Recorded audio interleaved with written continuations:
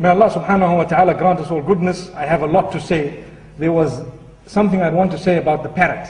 Am I right? I think I did say it, but I'm not so sure. It was in the UK the last time I was here, but I'm not so sure where. So I will make mention of it. It's just a joke, to show you that in Islam we're also allowed to joke.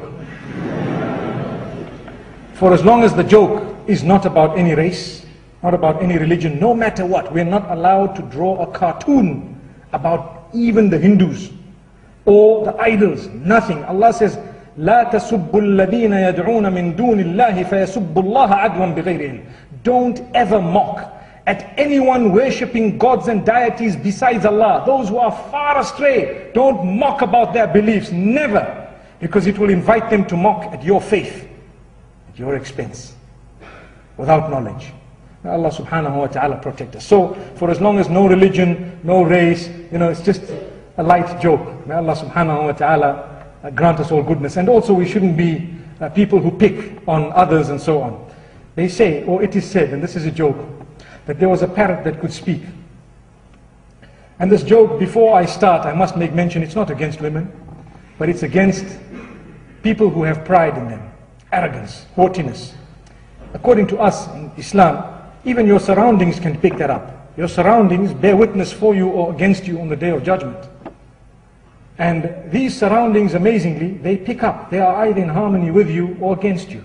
That's why you feel very claustrophobic sometimes and you feel very uneasy, maybe because your spirituality is not, for example, at peace with the surroundings. If a spiritual person was to enter a nightclub, they wouldn't feel easy there.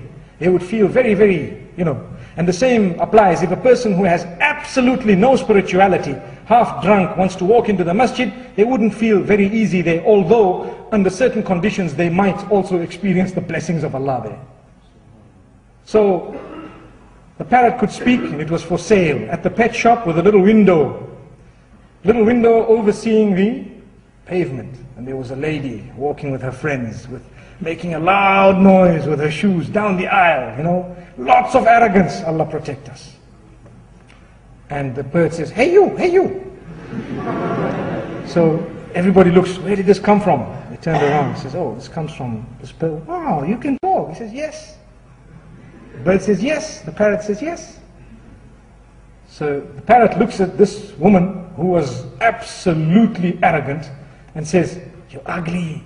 Woo, that was bad.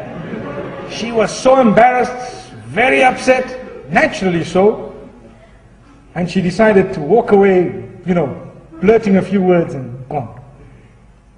The following day she comes back, the same thing happens. Hey you, hey you. She says, oh no. So she looks there, she hadn't changed her ways. She's still the same arrogance. And the parrot says, you're ugly.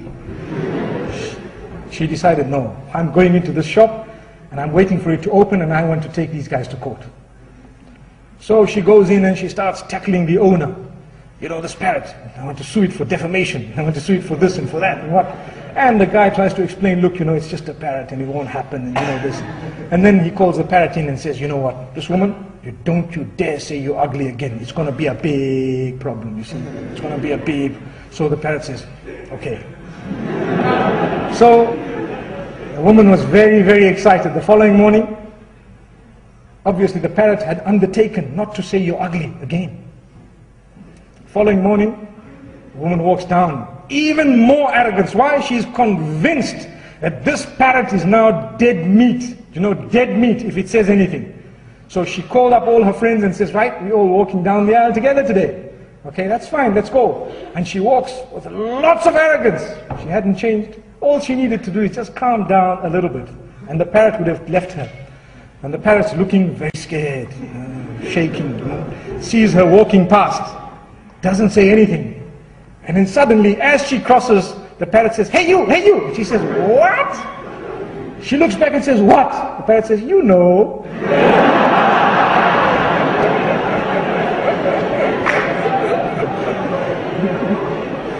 So the moral of the story is, for as long as you don't leave arrogance, you're not going to solve the problem. It will still, and people, even if they don't tell you that, they know it. If a parrot can know it, those around you know it. So if you want to be a good Muslim, just release those bad habits, throw them out, and inshallah everything will be at peace with you. And when another parrot tells you, hey you can say, Yes, it will tell you, Salaam alaikum. MashaAllah.